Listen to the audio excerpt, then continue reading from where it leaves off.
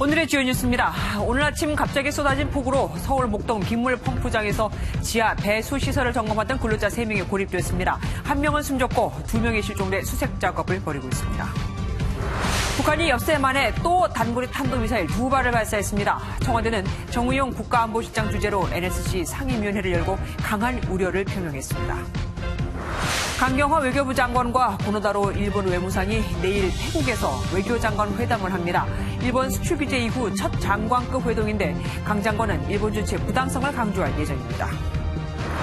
고유정의 의붓 아들 사망 사건 당시 소방당국 출동팀의 현장 사진을 삭제하라는 지시가 내려왔다는 의혹이 사실로 확인됐습니다. MBN이 그 증언을 단독으로 확보했습니다. 강간치상 혐의로 징역 5년을 선고받은 배우 강성욱 씨가 자신의 죄를 덮으려고 성폭행 공범에게 거짓 진술을 강요한 정황이 드러났습니다. MBN이 단독 보도합니다. 한 지자체가 계곡에 물놀이 안전요원을 배치하면서 인명구조 자격증은커녕 수영도 못하는 요원들을 선발했습니다. 게다가 안전요원에게 피서객이 물에 빠져도 들어가지 말고 신고만 하라고 했다는데 MBN이 그 현장을 고발합니다.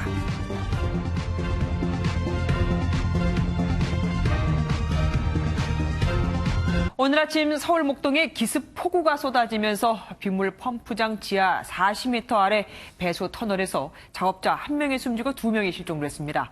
현장 취재기자 연결해 자세한 상황 알아보도록 하겠습니다. 박장 기자. 네, 저는 지금 목동 빗물 펌프장 사고 현장에 나가 있습니다. 예, 아무리 비가 갑자기 많이 왔다고 하지만 어떻게 이런 일이 벌어질 수 있는 거죠? 네, 지금 제 뒤로 보이시는 이곳이 바로 사고 현장입니다. 오늘 사고는 아침 8시 20분쯤 발생했습니다. 새벽부터 기습 폭우가 들이닥치면서 평소처럼 이곳 펌프장 지하 40m 아래 배수터널에 들어갔던 작업자 3명이 고립됐습니다. 이 중 1명은 2시간 뒤쯤 심정지 상태로 구조됐지만 결국 숨졌습니다. 숨진 작업자는 협력업체 소속 60대 남성 부모십니다.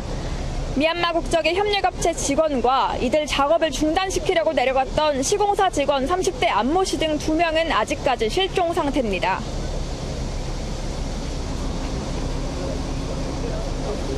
감각에 의지해서 줄 하나에 의지한 채 최초 수색할 시점에 터널 안으로 들어갔습니다. 수색 중에 헬멧을 3개를 찾았습니다. 네, 10시간 넘게 구조대원 수십여 명이 구명보트를 타고 실종자를 찾고 있지만 아직 별다른 진척은 없는 상황입니다. 특히 지하에 있는 배수터널 안에 아직 2 내지 3m의 빗물이 차 있어서 시야 확보가 굉장히 어려운 만큼 초음파 탐지 장비인 소나까지 동원됐습니다. 현재 예보대로라면 내일 새벽까지 비가 내릴 것으로 예상되면서 수색 작업은 더 난항을 겪을 것으로 보입니다. 지금까지 목동 빗물 펌프장 사고 현장에서 MBN 뉴스 박지한입니다. 빗물 펌프장 배수 터널은 일반 하수관로에 빗물을 받아놨다가 어느 정도 차면 이를 인근 안양천으로 내보내는 임시 저장소 역할을 하는 것으로 보면 됩니다. 그런데 원래 수문이 열려야 할 정도로 물이 차지 않았는데도 수문이 갑자기 자동으로 열린 것으로 추정됩니다. 그러면서 쏟아진 빗물이 근로자들을 덮친 거죠. 사고 상황을 고정수 기자가 재구성해봤습니다. 서울 목동 빗물 펌프장은 넘치는 빗물을 모아놨다가 하천으로 내보내는 저류 배수 시설로 이루어져 있습니다. 길이 3.6km에 지름 10m에 달하는 큰 터널 구조는 현재 완공 전 시범 운영을 하고 있던 중이었습니다. 터널은 지하 40m 아래에 있기 때문에 원형 통로를 통해 작업자들이 드나들며 매일 현장을 점검해왔습니다. 원래 최초 빗물을 흡수하는 일반 하수관로에 물이 70% 이상 차면 이곳 배수 터널로 연결되는 수문이 자동으로 열리도록 돼 있습니다. 하지만 70%보다 훨씬 빗물이 덜 찬 상태에서 수문이 열리면서 빗물이 배수 터널로 쏟아져 들어온 것으로 추정됩니다. 수문 개방 수위가 더 낮게 조정이 돼 있었기 때문입니다.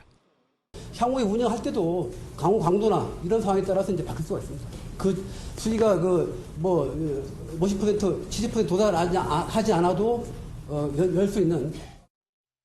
작업자들은 무방비 상태로 지하 40m 터널 안에서 사고를 당한 것으로 보입니다. MBN 뉴스 고정수입니다. 폭우에 터널을 점검한다? 이번 사고를 돌이켜보면 고개를 갸우뚱할 수밖에 없죠.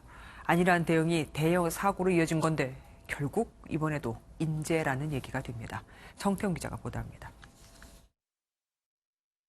가장 큰 의문은 비가 들어오는 상황에서도 지하 점검을 강행했다는 점입니다. 근로자들이 지하 배수 터널로 내려가고 20분 뒤에야 호우주의보가 발령됐지만 충분히 대비할 수 있었다는 지적입니다. 06시 50분에서 07시 사이에 저희가 아침 체조를 하고 그리고 근로자들의 안전을 위해서 일상 점검으로 오늘 내려간 상황입니다. 평소 충분한 안전교육이 제대로 되지 않았다는 정황도 파악됐습니다. MBN이 입수한 시공사의 사고 브리핑 예상 질의 답변문입니다. 근로자들이 수문 자동 개폐 여부를 모르고 들어갔냐는 질문에 그런 것 같다는 답변이 쓰여 있습니다. 터널로 들어가는 근로자들에게 수문이 열리는 원리도 제대로 교육하지 않았다는 의문이 드는 대목입니다. 특히 지하에 있는 작업자들이 비상시에 이용할 수 있는 대피 공간은 물론 구명조끼나 튜브도 없었습니다. 실시간 벌어지는 밖의 상황을 알릴 수 있는 연락장치 또한 없었습니다. 폭우가 쏟아져 자동으로 수문이 열렸지만 저류시설 안에 있던 근로자들은 이 사실을 전달받지 못했습니다. 지난 2013년에도 노량진 배수지에서 상수도관 공사를 하던 근로자 7명이 갑자기 불어난 물에 숨지는 사고가 발생했습니다. 당시 많은 질타를 받았던 어처구니 없었던 수몰 사고.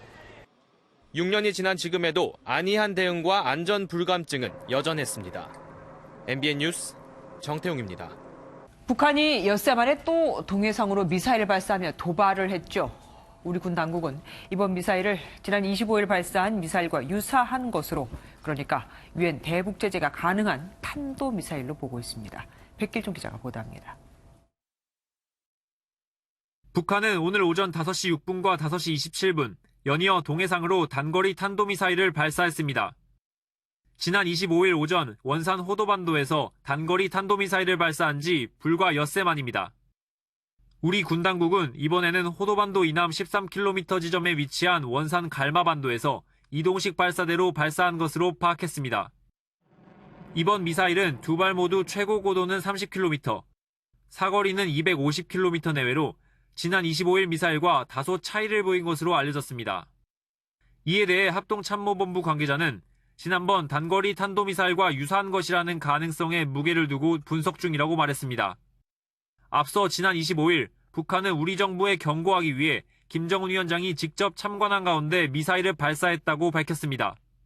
남조선 군부 호정 세력들에게 엄중한 경고를 보내기 위한 무력 시위의 일환으로 신형 전술 유도무기 사격을 조직하시고 집중 지도하셨습니다.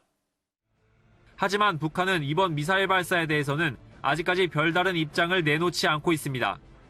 MBN 뉴스 백길종입니다. 이번에도 북한판 이스칸데르로 확정되면 이것만 벌써 4번째. 결국 북한이 다양한 방식을 시도하고 있다는 게 되죠. 다음 주 한미연합훈련을 앞두고 미국과의 대화판은 깨기 싫으니 애꿎은 우리 남한한테만 불만을 표시하는 겁니다. 김근희 기자가 보도합니다. 지난 5월 4일과 9일, 7월 25일 세 차례에 걸쳐 북한이 쏜 미사일 사진을 비교해보면 사실상 똑같습니다. 이번 발사까지 포함하면 이스칸데르 미사일만 4차례 쏜 겁니다. 하지만 비행거리와 고도는 모두 제각각입니다. 5월 4일에는 240km를 비행했지만 닿았을 뒤에는 420km, 270km, 지난 25일에는 600km, 이번에는 다시 250km를 비행했습니다. 첫 발사 당시 고도는 60km였지만 이번에는 절반인 30km로 매우 낮게 비행했는데 이렇게 저고도로 날다 기습적으로 떨어지면 오히려 대응하기 더 어렵습니다. 이처럼 북한이 같은 이스칸데르 미사일을 다양한 거리와 고도로 바꿔 쏘면서 발사 능력을 과시하는 것으로 보입니다. 북한의 어떤 무력 도발에 대해서 평가절하에 대한 오히려 반감의 어떤 발사로 사거리는 좀 줄었지만 아마 이번에는 저고도로 어느 정도 비행이 가능한지 그런 걸 보여주는. 특히 다음 주 한미연합훈련을 앞두고 우리 정부와 미국을 압박하려는 것으로 보입니다. 또 현재 북한군이 하계훈련 중인 만큼 군부를 다독이고 내부 민심을 결속하려는 목적이란 해석이 납니다. MBN 뉴스 김근희입니다. 잇따르는 미사일 발사에 그동안 물장관이라는 말을 들었던 정경두 국방장관이 강하게 북한을 비판했습니다. 청와대와 여당도 이번에는 북한에 강한 유감을 표시하며 지금까지와는 다른 반응을 보였습니다. 황재영 기자입니다. 북한이 미사일을 쏜 날 마침 외부 연설에 나선 정경두 국방부 장관은 작심한 듯 강하게 비판했습니다. 북한이 적이 될 수 있다고 말했습니다. 북한군이 도발한다면 단호하게 응징할 태세와 능력을 갖추어야 한다는 내용을 적시해 놓았습니다. 우리를 위협하는 모든 세력을 적으로 보아야 합니다. 지난해 9월 취임 이후 가장 높은 수위인 적이라는 단어를 쓴 건데 그동안 국방부는 국방백서에 북한은 적이라는 문장을 포괄적으로 바꾸는 등 이 표현을 삼가왔습니다. 정 장관은 또 신형이라 할지라도 북한 미사일은 우리의 요격 가능 범위에 들어가 있다고 강조했습니다. 강경 대응 기류는 여당에서도 감지됐습니다. 한반도 평화에 전면 역행하는 것으로 강력한 항의의 뜻을 표하는 바입니다. 청와대도 정의용 국가안보실장 주재로 국가안전보장회의 NSC 긴급상임위원회를 개최하고 미사일 발사에 강한 우려를 표명했습니다. 청와대는 남북미 3자 정상회동 뒤 조성된 한반도 비핵화를 위한 협상의 동력이 상실돼서는 안 된다고 거듭 강조했습니다. MBN 뉴스 황지연입니다. 지난주 북한이 미사일을 발사했을 때 단지 소형 미사일이라며 그 의미를 축소했던 미국은 북한의 의도를 파악하는 데 주력하고 있습니다. 추가 도발에 대한 미국의 경고를 외면하고 또 미사일을 쐈기 때문입니다. 일본 아베 총리는 미국과 긴밀히 협의해 나가겠다며 또 한국을 배제했습니다. 구경호 기자입니다. 미국 정부는 북한의 미사일 발사 직후 상황을 인지하고 있으며 계속 주시하겠다고만 짧게 밝혔습니다. 앞서 미국 고위 관계자가 지난주 판문점에서 북측 인사와 접촉한 사실을 공개해 대화 재개 분위기가 무르익던 상황이라 종잡을 수 없는 북한의 의도를 파악하는 데 분주한 모습입니다. 북측 인사는 당시 조만간 북미 실무 협상을 재개할 것이라고 말한 것으로 알려져 북한의 미사일 발사에 앞서 트럼프 대통령도 고무된 상황이었습니다. My relationship with Kim Jong-un is a very good one, as I'm sure you've seen. 미국 내 일부 전문가들은 북한의 미사일 발사가 위협이 아닌 북미 대화 재개에 앞서 관심을 확보하려는 의도라고 분석했습니다. 월스트리트 저널 등 미국 언론은 핵 협상이 교착 상태인 가운데 예정된 한미 연합 군사훈련을 고려한 압박 차원이라고 풀이했습니다. 이런 가운데 아베 일본 총리는 한국을 배제한 채 미국과 협의에 대응하겠다는 말을 되풀이했습니다. 我が国の安全保障に影響を与えるような事態でないことは確認されています。引き続き米国などと緊密に連携をしていきます。 반면 스가 관방장관을 비롯한 강요들은 미국, 한국과 연대하겠다고 말해 아베 총리와 대조를 이뤘습니다. MBN 뉴스 구경호입니다. 이런 가운데 국방부가 국회 정보위원회에 북한의 최근 동향을 보고했습니다. 북한이 최근 공개한 신형 잠수함에는 탄도미사일 3개를 탑재할 수 있고 잠수함 규모도 기존 잠수함보다 더 크다고 밝혔습니다. 최형규 기자입니다. 국방부는 지난 23일 북한이 공개한 신형 잠수함에 SLBM, 즉 잠수함 발사 탄도미사일 3개가 탑재 가능하다고 국회 정보위에 보고했습니다. 북한이 공개한 사진에 보면은 함교 부분에 이 모자이크 처리가 되어 있는 부분이 있는데 이 모자이크 처리되어 있는 이 부분이 SLBM 발사관을 탑재하는 위치일 것으로. 다만 잠수함 규모가 북한이 밝힌 3,000톤급이 아니라 기존 고래급 잠수함인 2,000톤급보다 조금 더 큰 것으로 보인다고 전했습니다. 북한의 지난 5월 4일 미사일 발사에 대해선 한 발이 아니라 2발이라고 밝혔습니다.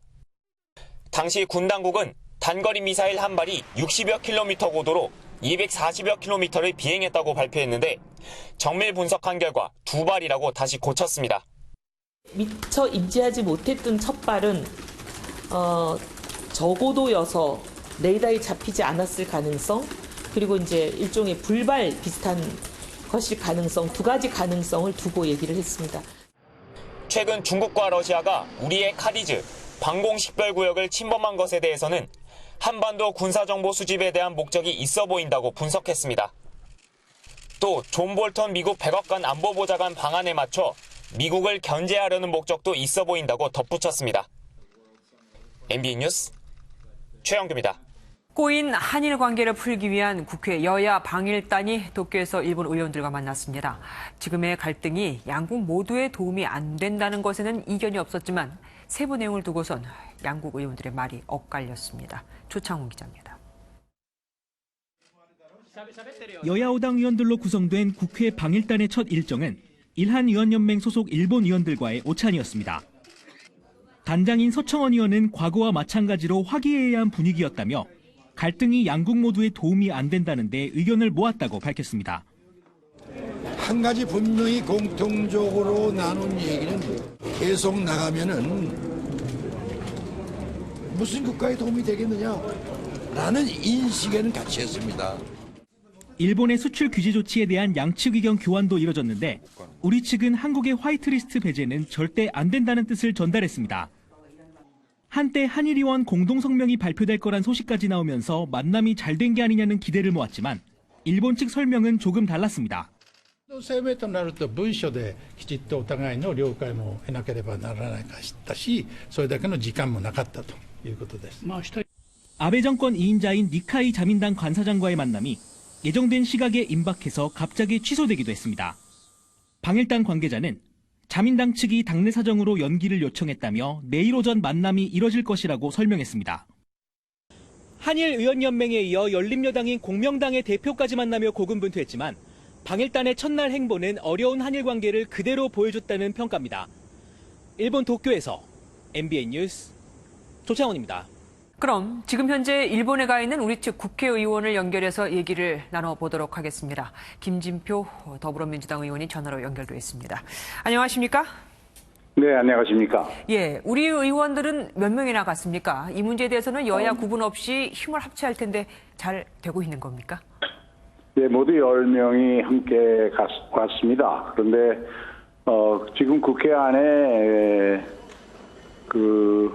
일본의 경제보복 문제에 대처하기 위해서 민관정 협의체를 만들어서 운영하고 있지 않습니까? 네. 그래서 출발하기 전에 모여서 회의들을 하고 그 정신에 따라서 이번 일본 방문 기간 중에는 우리 국회의 목소리를 여야에 관계없이 모두 한 목소리로 대처하자 하는 합의를 하고 지금까지 잘 지켜지고 있습니다. 예, 자민당 2인자죠. 니카이 간사장과의 만남이 갑자기 취소가 된 거는 이유가 뭡니까? 우리 측 의원과의 만남을 그쪽에서 꺼리는 겁니까?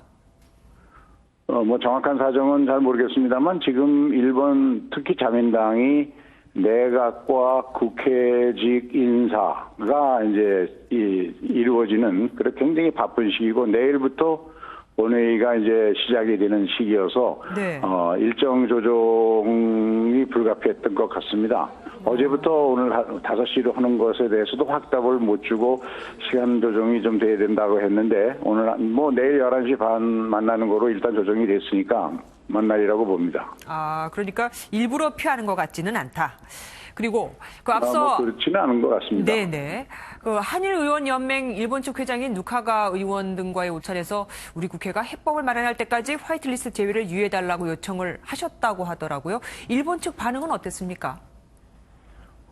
그런 입장을 일본 정부에 전하겠다는 의견이었는데요. 네. 우리 쪽에서는 서청원 대표를 포함해서 저도 그랬고, 이 화이트리스트가 만일 우리나라가 제외되게 되면 그러면 일본이 우리를 안보 불신국으로 본다는 뜻이고 이렇게 되면 이것은 한미일 동맹에도 큰 영향을 주게 되고 또 한국의 반일 감정이 더 악화되어서 한일 간의 현재 갈등을 해결할 수 있는 정치권에서의 힘이 떨어진다. 그러니까 이 절대로 화이트리스트 제외는 안 되고 여야 간의 한일 간의 외교적인 대화를 통해서 문제를 풀 수 있도록 양쪽 정치권에서 각각 정부에 대해서 촉구를 하고 또 적극 지원을 하자 이런 이야기를 했습니다. 예, 그 한일 의원들 간의 신경전도 좀 있다고 들었습니다. 한일 군사정보보호협정, 그러니까 이 지소미아 폐기를 둘러싸고 그랬었나요? 예, 원해철 의원, 자유한국당 의원께서 한미일 동맹을 유지하기 위해서 지소미아 정보교류협정 체제 유지가 불가피한데, 그런데 일본이 우리를 화이트리스트에서 제외한다는 것은 이것과 논리적으로 맞지 않는 거 아니냐. 네. 그래서 이거는 안보, 한미일 동맹을 위해서도 안보 차원에서도 옳지 않은 일이다라는 이야기를 했고, 일본 쪽에서는 누카가와 같은 분들이 수출 규제가 그 징용공 문제에 대한 보복이 아니고 안보 수출 물자가 여러 가지 대량 살상 무기 재료로 쓰이는 등을 철저히 관리하기 위한 조치로 이해해달라는 설명이 있었습니다. 예, 결국은 아베 총리의 말하고 뭐 크게 다르지는 않았던 것 같네요. 예, 오늘 말씀 감사합니다. 네, 그렇습니다. 네, 감사합니다. 아세안 외무장관 회의에 참석하기 위해 태국에 도착한 강경화 외교부 장관이 내일 고노다로 일본 외무상을 만납니다. 화이트리스트 제외가 예정된 날이 모레죠. 사실상 마지막談判이 되는 겁니다. 신동규 기자입니다.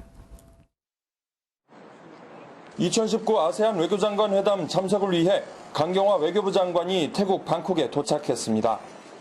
아세안은 태국과 베트남을 비롯한 동남아 10개 나라를 말하지만 ALF 회담엔 한중일 3국과 미국, 러시아, 북한까지 참여해 안보와 관련된 협의를 진행합니다.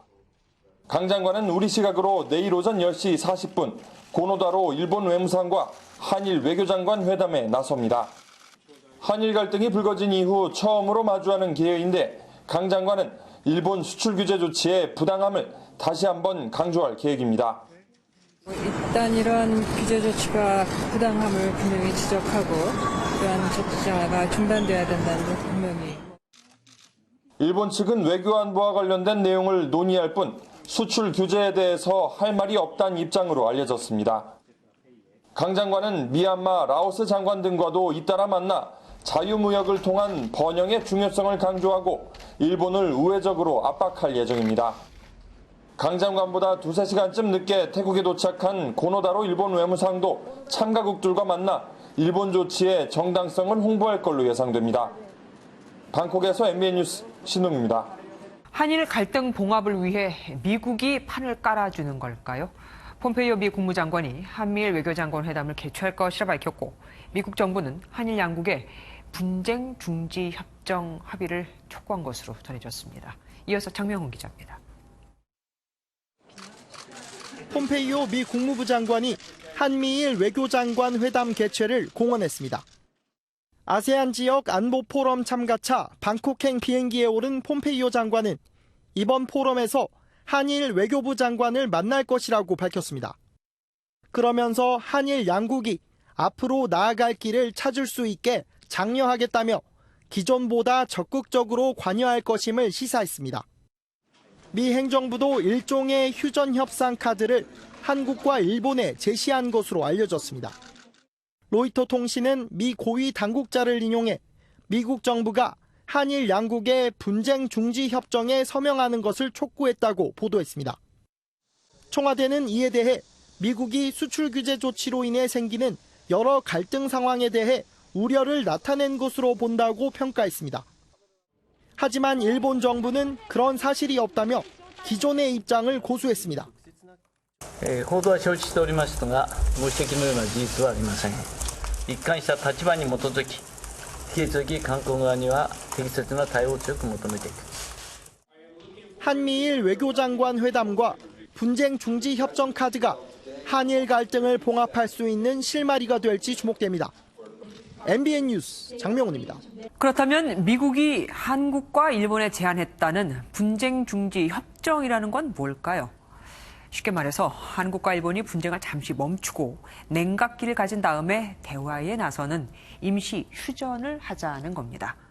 그러려면 서로의 조건이 맞아야겠죠. 일본 아사히 신문이 보도한 미국 정부의 중재안은 한국이 압류한 일본 기업의 자산 매각을 멈추고 일본은 화이트리스트에서 한국을 제외하는 걸 일단 보류하는 겁니다. 그리고 한미일 세 나라가 수출 규제를 협의해 문제를 해결하자는 거죠. 이런 가운데 일본 여행을 떠나는 사람이 갈수록 줄고 있습니다. 일본행 비행기 탑승 수속 창구는 파리만 날리고 있다고 해도 과언이 아닙니다. 정주영 기자가 다녀왔습니다. 인천국제공항 출국장입니다. 본격적인 여름 휴가철을 맞아 해외여행을 떠나는 승객들로 북적입니다. 그런데 유독 특정 지역만 한산합니다. 일본 삿포로로 가는 탑승 수속 창구입니다. 항공사 직원들만 덩그러니 자리를 지키고 여행객이 거의 없어 줄을 설 필요도 없습니다. 일본은 매년 여름 인기 여행지로 꼽혔지만 경제 보복에 따른 일본 여행 중단 여론 확산에 된서리를 맞은 겁니다. 최근 보름 동안 이곳 인천공항을 통해 일본에 다녀온 승객은 46만 7천 명으로 한 달 전보다 13% 줄었습니다. 반면 싱가포르와 대만 등의 동남아시아 여행지는 반사이익을 얻고 있습니다. 말레이시아 쿠알라룸푸르로 가는 탑승 수속 창구에 직접 줄을 서봤더니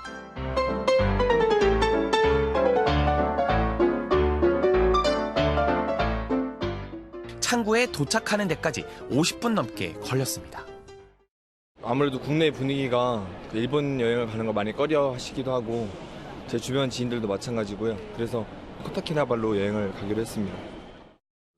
한국 관광객 급감 우려에 대해 스가 요시히데 일본 관방장관은 중국 관광객이 오히려 11% 이상 늘었다며 불편한 기색을 애써 숨겼습니다. MBN 뉴스 정주영입니다. 일본 수출규제 대책 민관정협의회가 첫 회의를 열고 소재, 부품, 장비 기술 개발에 매년 1조 원 이상 지원하는 등 경쟁력 강화에 총력을 기울이기로 했습니다. 협의회는 또 일본 정부의 부당한 3대 품목 수출 규제 조치를 조속히 철회하고 양국 간 협의에 나설 것을 촉구했습니다. 민주당의 싱크탱크인 민주연구원에서 한일 갈등이 내년 총선에서 민주당에 유리할 것이라는 보고서를 내놔 논란이 일고 있죠. 연구원은 즉각 사과했지만 야당은 물론 민주당 내석까지도 부적절했다는 비판이 나오고 있습니다. 이동화 기자가 보도합니다. 민주연구원이 작성해 128명의 여당 의원에게 이메일로 보낸 한일 갈등에 관한 여론동향 보고서입니다. 한일 갈등을 두고 역사와 경제를 분리한 원칙적인 대응이 중요하다고 평가하면서 여론을 비춰볼 때 총선에서 당에 미칠 영향이 긍정적일 것이라고 적었습니다. 국가적인 위기 상황을 총선 득실과 연관지은 내용이 공개되면서 논란이 확산하고 있습니다. 민주연구원은 즉각 충분한 내부 검토 절차를 거치지 않은 상태에서 부적절한 내용이 나갔다고 사과했습니다. 야당은 민주당이 국난을 정쟁으로 이용한다며 거세게 비판했습니다. 한국당은 반일 감정을 부추겨온 것이 총선을 노린 정략적 목적이었다고 일갈했고 한일 갈등을 키우는 것이 총선에 도움이 된다.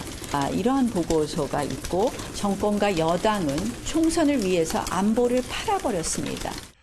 정동영 민주평화당 대표는 국민들은 한일 경제전쟁으로 전전긍긍하고 있다며 양정철 민주연구원장의 해임을 요구했습니다. 여당인 민주당 내에서도 이해찬 대표가 양 원장에게 여론조사 관련 주의를 당부하는 등 부적절했다는 비판이 나오고 있습니다. MBN 뉴스 이동화입니다. 오늘 새벽 부산의 한 한약재 제조 공장에서 큰 불이 났습니다. 50대가 넘는 소방차가 출동했는데도 불을 끄기까지 3시간 이상이 걸렸는데 화재에 취약한 샌드위치 패널 때문이었습니다.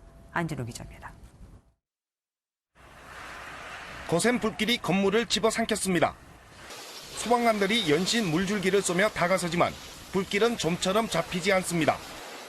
오늘 새벽 부산의 한 한약재 제조 공장에서 불이 났습니다. 너무 세니까 안 돼가지고 올 때까지 기다린 거죠. 다행히 인명피해는 없었지만 3층짜리 건물 3동이 모두 불에 탔습니다. 소방대는 신고 접수 10분 만에 도착했지만 이미 불길은 걷잡을 수 없이 번진 상태였습니다. 건물 전체가 화재에 취약한 샌드위치 패널로 돼 있어 불은 순식간에 번졌습니다. 철판 사이에 스티로폼을 끼워 넣은 샌드위치 패널은 가격은 싸지만 쉽게 불에 타고 한 번 불이 붙으면 외부 철판 때문에 물이 들어가지 않아 불을 끄기도 어렵습니다. 유해가스도 많이 나오고 연기가 많이 발생하기 때문에 대원들이 현장으로 진입해서 화재 진압, 인명 구조하는데 많은 어려움이 있습니다. 샌드위치 패널에 대한 건축 규제를 강화해야 한다는 목소리가 높습니다. MBN 뉴스 안진우입니다. 빅뱅의 멤버 승리에 이어 대성까지도 경찰 수사를 받게 됐습니다. 대성이 소유한 건물에서 성매매가 이루어졌다는 의혹이 제기됐는데 만일 성매매가 있었고 대성도 이걸 알았다면 징역형의 처벌을 받을 수 있습니다. 성매매 사실을 알면서 건물을 임대해 주는 것도 불법이거든요. 이권열 기자입니다. 그룹 빅뱅의 멤버 대성이 2017년 사들인 지상 8층, 지하 1층짜리 건물입니다. 대성이 300억 원 이상을 주고 산 것으로 알려진 이 건물의 유흥주점에서 성매매가 이루어졌다는 의혹이 제기됐습니다. 특히 대성이 건물을 사기 전에 건물주에게 성매매 알선죄가 적용되는지 법률 자문을 했다는 보도도 나오면서 대성이 이미 알았을 가능성도 일각에서 제기되고 있습니다. 대성이 군대 가기 전에는 좀 왔었어요? 군대 가기 전에 한 두 번 왔다 갔어요. 실제로 건물 내 성매매가 있었고 이를 대성이 알고 있었다면 법적 책임이 돌아갈 수 있습니다. 건물을 구입한 이후라도 임차인들이 성매매하고 있다는 것을 알고 있었다고 한다면 이건 건축주로서 형법상 책임이 있습니다. 성매매 처벌법에선 성매매에 제공되는 사실을 알면서 건물을 제공하는 행위를 성매매 알선으로 간주합니다. 또 성매매가 지속적으로 이루어졌다면 7년 이하 징역이나 7천만 원 이하 벌금을 물리는 성매매 알선 처벌 조항을 적용할 수 있다는 게 법조계의 시각입니다. 성매매 알선으로 벌어들인 재산은 몰수가 원칙이어서 대성이 유흥업소에서 받은 임대료가 몰수될 수 있습니다. 대성 소유 건물에선 마약이 유통됐다는 의혹까지 제기되면서 경찰은 대성 건물 전담 수사팀을 꾸린 상황. 의혹의 진위는 앞으로 경찰 수사를 통해서 밝혀질 것으로 보입니다. MBN 뉴스 이권열입니다.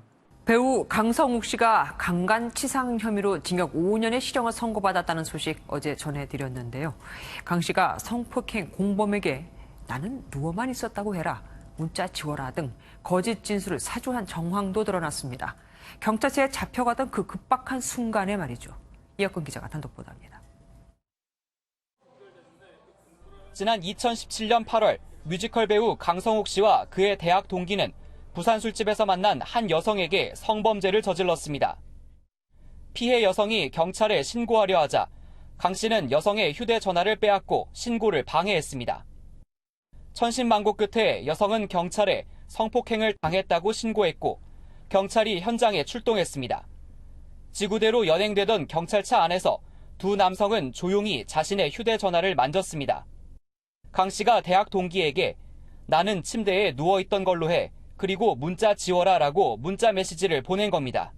실제 강 씨는 수사 초기에 당시 침대에 누워 자고 있었다는 취지로 혐의를 부인했습니다. 하지만 수사기관이 강 씨가 경찰차 안에서 보낸 메시지를 복원하자 강 씨는 여성에게 강제로 입을 맞춘 사실 등 일부 혐의는 인정했습니다. 법원은 남성 2명이 합동해 범행을 저질러 죄질이 안 좋다며 꾸짖고 잘못을 인정하거나 여성에게 사죄하는 모습도 없다며 강 씨를 법정 구속했습니다. 논란이 커지자 강 씨 소속사는 슬그머니 소속 연예인 목록에서 강 씨를 삭제한 채 특별한 입장을 내놓지 않고 있습니다. 강 씨가 출연했던 한 방송사의 연애심리 프로그램 측은 홈페이지에서 출연자 소개란을 없애고 다시 보기 서비스를 중단했습니다. MBN 뉴스 이혁근입니다. 윤소하 정의당 의원실에 협박 택배를 보낸 혐의를 받는 진보단체 간부가 구속됐습니다. 법원은 유 씨가 증거를 인멸할 우려가 있다며 구속을 결정했는데 CCTV가 다 나왔음에도 해당 단체는 여전히 혐의를 부인하고 있습니다. 김보미 기자입니다. 모자와 마스크를 눌러 쓴 남성이 편의점에 들어와 택배를 붙인 뒤 사라집니다. 지난달 23일 윤소하 정의당 의원실에 협박성 택배를 보낸 혐의를 받고 있는 서울대학생 진보연합 간부 유모 씨의 모습입니다. 유 씨는 택배를 보내러 가는 중에 옷을 갈아입고 이동수단을 7번이나 갈아타는 등 경찰 추적을 따돌리기 위해 치밀함을 보인 것으로 알려졌습니다. 이 택배에는 흉기와 새의 사체가 들어있었고 극우단체를 연상케 하는 태극기 자결단 명의로 윤의원을 비난하는 편지도 함께 있었습니다. 이 때문에 경찰은 유 씨가 보수단체 테러로 조작하려 했을 가능성이 있다고 보고 있습니다. 오늘 오전 영장실질심사에 얼굴을 드러내고 출석한 유 씨는 취재진의 질문엔 답하지 않았지만 동료들에겐 손을 흔들며 미소까지 보였습니다. 옷 갈아입는 거 추적해야 한편 유 씨 소속단체는 영장심사를 앞두고 법원 앞에서 구속영장을 기각하라며 시위를 이어갔습니다. 법원은 서울대리면 운영위원장에 대한 구속영장 청구 기각하라! 기각하라! 기각하라! 기각하라! 하지만 법원은 증거를 인멸할 우려가 있다며 구속영장을 발부했습니다. 경찰은 구속된 유 씨를 상대로 자세한 범행 동기 등을 수사할 방침입니다. MBN 뉴스 김봄입니다. 구조물이 무너져 27명의 사상자를 낸 광주 클럽은 영업 신고 전에 이미 불법 증축을 해놓은 상태였습니다. 담당 지자체는 제출된 서류만 갖고 그대로 신고 필증을 내줬습니다. 가서 직접 봤다면서도 말이죠. 정치훈 기자입니다. 사고가 난 클럽은 지난 2015년 8월에 일반 음식점으로 영업신고를 했습니다. 업주는 신고 전에 불법 증축을 했습니다. 더욱이 무자격 시공업체가 복층 부분을 뜯거나 늘린 것으로 드러났습니다. 2015년 6월부터 8월까지 1차 정개축이 이루어집니다. 그 다음에 8월 말에 영업신고가 되고요. 그 부분 좀 확인하고 있습니다. 이후 담당 공무원은 현장을 실사하고도 적합 결론을 내고 신고필증을 발급했습니다. 위생과에서 갖고 있는 영업장 배치도 도면을 갖고 나가는 것이고 건축과에 있는 건축 허가용 도면은 갖고 나가는 것이 아니죠. 이후 바뀐 업주가 또다시 2017년 12월에 불법 증축 공사를 했습니다. 관할 지자체는 증개축 사실을 전혀 몰랐습니다. 3,000제곱미터 이상 건물은 건물주가 민간업체에 안전점검을 맡기기로 돼 있는데 업체는 확인도 않고 가짜 보고서를 냈습니다. 경찰은 최초 업주와 전 건물주 2명을 추가 입건하는 등 모두 8명을 입건해 수사 속도를 내고 있습니다. MBN 뉴스 정춘우입니다.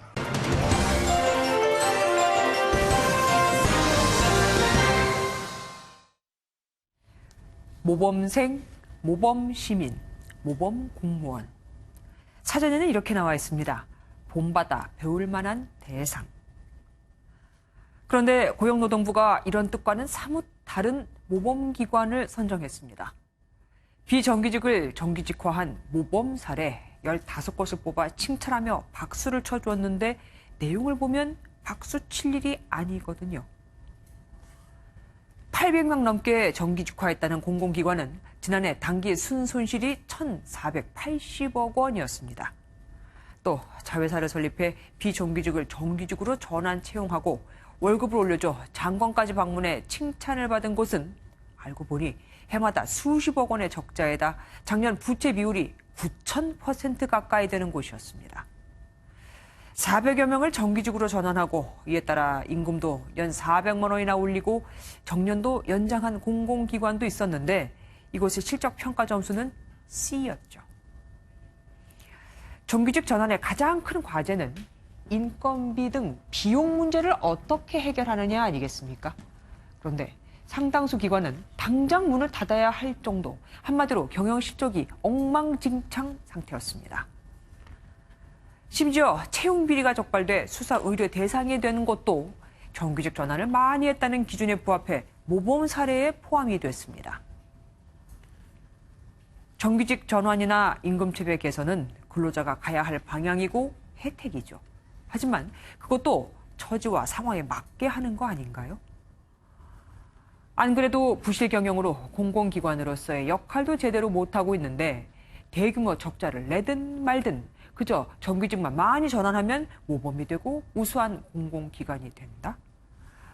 목적 달성을 위한 무분별한 눈 감은 평가는 정부가 해서는 절대로 안 될 일입니다. 고용노동부의 자화자찬 이면에 혹시 모범생만 만들면 된다는 조급함은 없었는지 생각을 해보게 됩니다. 재원 마련 대책도 없이 정규직 전환을 대폭 늘리는 것, 그래서 발생할 적자, 이거 다 우리 세금으로 메우는 거잖아요. 뉴스초점이었습니다. 일본보다 더 나쁘다. 전 국민이 뭉쳐도 모자랄 판에 또 파업이냐. 70% 넘는 찬성으로 파업을 결정한 현대차 노동조합을 향해 네티즌들이 쏟아낸 불만입니다. 일본의 수출 규제 등으로 대내외 여건이 어려운 상황에서 8년째 파업을 하는 게 옳은 결정이냐는 겁니다. 이상주 기자입니다.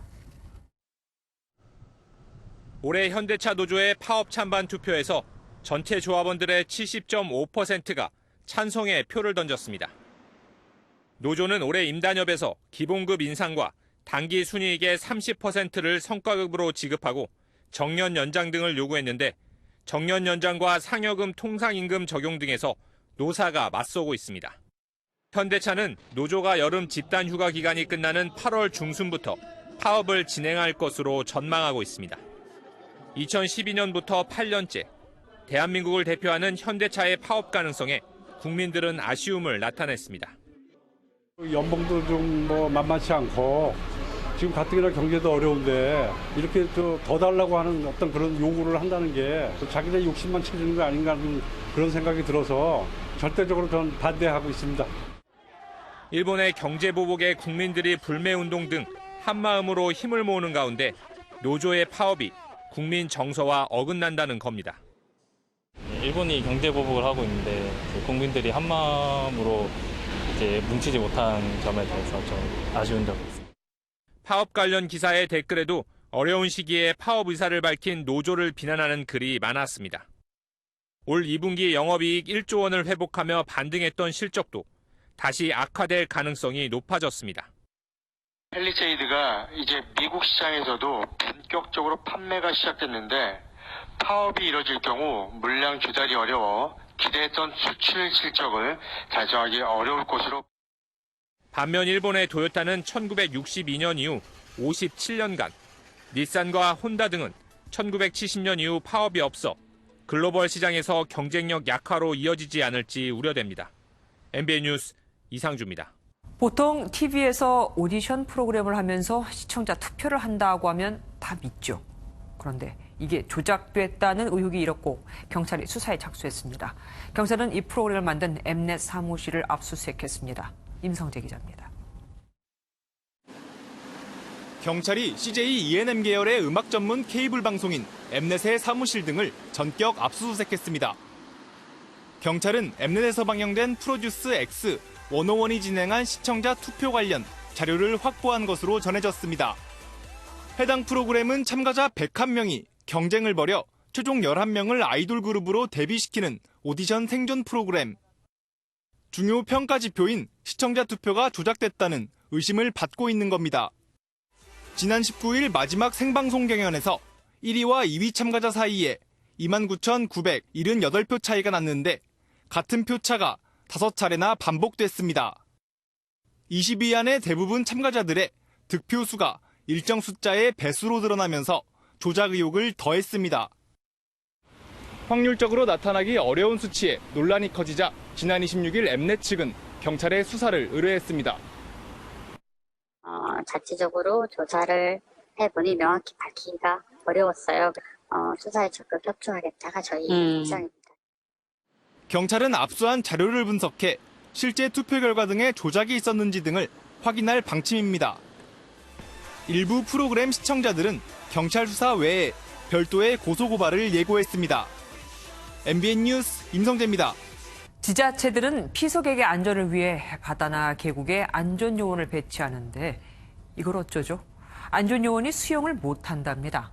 해당 지자체는 익수자가 발생해도 물에 들어가지 말고 신고만 하라고 했다네요. 강세훈 기자가 단독 보도합니다. 피서객들로 붐비는 지리산 뱀사골 계곡입니다. 지난 여름 피서객 4명이 사망하자 해당 지자체는 올해 안전요원을 2배 늘린 19명을 배치했습니다. 그런데 정작 수영을 못합니다. 수영 못하는 사람도 많아. 나이가 연세가 있으니까. 평균적으로 60대 정도 되나요? 70대 이제 가까이 된 사람도 있죠. 이제. 수영을 못하니 물에 빠진 사람은 피서객이 알아서 구조해야 합니다. 신고를 하고 옆에 사람들 많잖아요. 옆에 사람들이 구조를 해요. 신고하는 위주로 직접 구조는 하지 않고요. 들어가지 말라고 그러거든. 들어가지 말라고 그러니까. 사전에 교육을 했다는데 고작 2시간에 불과했습니다. 그것도 현장이 아닌 사무실에서 이루어졌습니다. 면사무소에서. 물에서 물가에서 한 게 아니고요. 그 계곡이 차가워서 물속에 못 들어가거든요. 사람의 생명을 구하는 일에 예산 타령만 합니다. 젊은 사람을 쓰고 저기를 하면 좋죠. 이미 돈은 정해져 있고 우리 마음대로 올릴 수는 없는 거잖아요. 피서객들은 안전요원만 믿었다간 봉변을 당할 수도 있게 됐습니다. MBN 뉴스 강세훈입니다. 날씨가 더워지면 면역력도 떨어지고 여러 가지 질병에 노출되기 쉽죠. 요로 결석증도 여름이 되면 환자 수가 25%나 급증합니다. 원인과 예방법, 이수아 기자가 알아봤습니다. 이 환자는 며칠 전 병원을 찾았다가 요로결석 재발 진단을 받았습니다. 1년 전쯤에 요로결석이 생겨서 체충격파 치료를 받았는데요. 또 재발해서 요로결석은 소변 속 여러 성분이 돌처럼 딱딱하게 뭉치며 심한 통증을 유발합니다. 재발률은 5년 내 50% 정도로 높습니다. 요로결석은 특히 여름철에 걸릴 확률이 큽니다. 건강보험공단 통계에 따르면 지난해 11월 요로결석증 환자는 3만 6천여 명에 그쳤지만 같은 해 8월에는 4만 5천여 명까지 치솟는 것을 볼 수 있습니다. 더운 날씨가 가장 큰 원인입니다. 체내 수분이 적어지며 소변량이 줄어드는데 이 때문에 몸속의 소변이 오래 머물며 결석이 생기기 쉽습니다. 물을 많이 드시는 게 제일 중요하고요. 보통 결석 환자분들은 하루에 한 8잔 정도 체내에 있는 결석 성분이 자라나지 않고 녹아서 나올 수 있게 해주는 것이. 또 시금치와 땅콩, 초콜릿 등 수산화 나트륨이 많이 들어있는 음식, 짠 음식도 피하는 것이 좋습니다. MBN 뉴스 이수아입니다. 알파치노, 말론 브랜도 등 수많은 할리우드 톱 배우들의 목소리를 연기한 성우 박일이 오늘 향년 69세의 나이로 별세했습니다. 1967년 데뷔해 최근까지도 토이스토리4 더빙에 참여한 고인의 갑작스러운 죽음에 충격과 함께 애도의 물결이 이어지고 있습니다. 올 시즌 LPGA 투어 마지막 메이저 대회인 브리티시 여자 오픈이 내일 개막합니다. 세계 랭킹 1위 고진영 등 우리 선수들이 대기록 달성에 도전합니다. 정광열 기자입니다. 앞서 열린 4차례 메이저 대회에서 한국 선수가 3승을 합작했습니다. US 여자 오픈에서 이정은이, ANA 인스퍼레이션과 에비앙 챔피언십에선 고진영이 정상에 올랐습니다. 고진영이 브리티시 여자 오픈 정상에 오르면 2013년 박인비 이후 6년 만에 한 시즌 메이저 3승을 달성합니다. If I win again, it's a really great momentum and a great experience to me. Especially took my parents to try think about just no more tournament, like especially not major is make a pressure to players. So I will try just like focus on my rhythm or routine. 우승 후보로 꼽히는 박성현, 박인비, 김효주가 우승해도 대기록이 나옵니다. 메이저 대회가 5개로 늘어난 2013년 이후 한국 선수들이 가장 많은 메이저 대회 우승을 기록한 시즌은 2013년, 2015년, 2017년으로 모두 3승이었습니다. 브리티시 여자 오픈에서 한국 선수가 우승하면 사상 최초로 한 시즌 메이저 4승을 합작합니다. 대회 장소인 영국 런던 근교 워번 골프 클럽은 키 큰 나무가 코스 양쪽에 빽빽하게 늘어선 숲속 공원 같은 곳입니다. 대기록 작성을 위해선 정교한 샷과 치밀한 코스 공략이 필요합니다. MBN 뉴스 전광열입니다. 장맛비라고 착각이 될 정도로 오늘 중부 곳곳에선 오락가락 세찬 비가 쏟아졌습니다. 내일 새벽부터는 다시 비구름이 강해지면서 서울을 포함한 중북부 지역에선 시간당 30mm 이상의 강한 비가 집중되겠습니다. 호우 예비특보도 내려졌습니다. 내일 낮까지 서울과 경기 북부, 영서 북부에서는 최고 80mm, 경기 남부와 영서 남부, 충남 북부에선 20에서 60mm의 비가 오겠습니다. 반면 남부와 제주 산지에서는 오후부터 밤 사이 소나기만 지날 뿐 열기가 계속 쌓이겠습니다. 따라서 비 소식이 없는 지역은 폭염특보가 확대 강화되고 있습니다. 특히 충북과 남부, 영동에서는 폭염경보가 발효 중인 가운데 내일 대구의 낮 기온 36도, 창원은 33도까지 올라 덥겠습니다. 오늘 중부 곳곳에서는 빗줄기가 강해졌다 약해지기를 반복했습니다. 남부 곳곳에서는 밤까지 소나기가 올 수 있겠습니다. 밤사이 곳곳에선 열대야 현상이 나타나겠습니다. 중부지방 내일 낮에 비가 그치면서 오늘보다 더워지겠습니다. 남부지방 35도 이상 오르는 곳이 많아 오늘만큼 덥겠습니다. 동해안 지역 강릉의 아침 기온 29도, 낮에는 35도까지 오르겠습니다. 내일은 비가 그치고 나면 이제 이후에는 전국적으로 밤낮 없는 폭염이 기승을 부리겠습니다. 날씨였습니다. 뉴스팔이 선정한 이현장의 사진입니다. 인터넷 방송을 하며 인기를 끈 아름다운 중국 여성. 한때 여신으로까지 불리며 팔로워가 10만 명이 넘을 정도로 인기를 끌었는데 평소 사용하던 필터가 어느 날 기술적 문제로 작동하지 않아 실제 모습이 방송이 돼버렸습니다. 사람들은 속았다며 속속 빠져나갔고 네티즌들은 비난을 쏟아냈지만 웬걸요? 이 비화가 알려지고 그럼에도 당당하게 방송을 하는 이 여성의 모습에 오히려 팔로워는 65만 명으로 늘어났습니다. 외모로 모은 팔로워는 10만 명, 당당함과 목소리, 방송 내용으로 모은 팔로워는 65만 명.